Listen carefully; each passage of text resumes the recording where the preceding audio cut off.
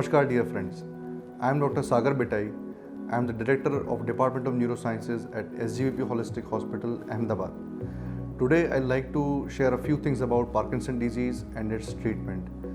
Parkinson disease is a degenerative condition of the brain where the dopamine reduces to secrete properly, and that leads to slowness of the whole body, slowness of the movements, small steps.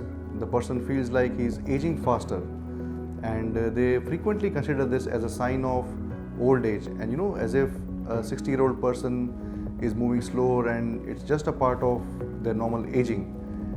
But commonly it is not supposed to be that way. I don't think every person of 60 years would walk so slowly as a person of Parkinson disease.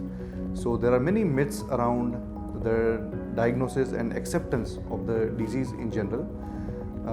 But the real symptoms of Parkinson are tremors starting with one side of the limbs in the body, progressing to the other side.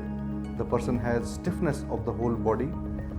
Their steps are smaller, they walk slowly, they move slowly, their voice becomes slower than usual. So all these are very typical signs of Parkinson disease. They can start around the age of, on an average, 60 to 70 years of age, but many times even earlier, unfortunately, even in their late 30s or 40s of a person's life. If we talk about the treatment of Parkinson disease, we are living in a very fortunate era, and the treatment was never as good as it is today in the treatment of the Parkinson disease. Just a few decades back, the dopamine got invented, and for the first time we at least have a medicine which improves the quality of life significantly.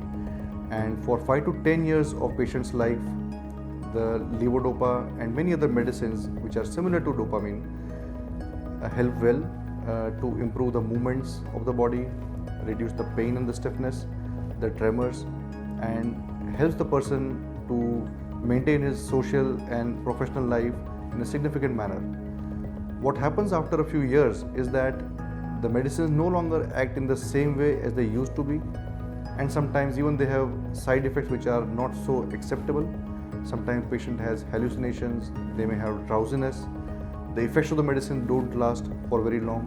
They have extraneous, involuntary movements on top of their normal movements due to the medicines. So when the person reaches such state, now for the first time in the history of mankind, we have treatments since last few years that can help the patient further beyond the medical treatment. These treatments are in the form of deep brain stimulation and radiofrequency ablation. So if I describe the deep brain stimulation, which is DBS in brief, it is something like a pacemaker of the brain.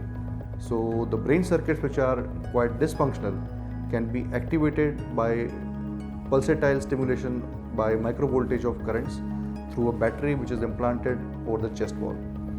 And this gives the patient a new lease of life over the next 1 or 2 or 3 decades, and helps the person to keep moving, keep being independent for the daily survival.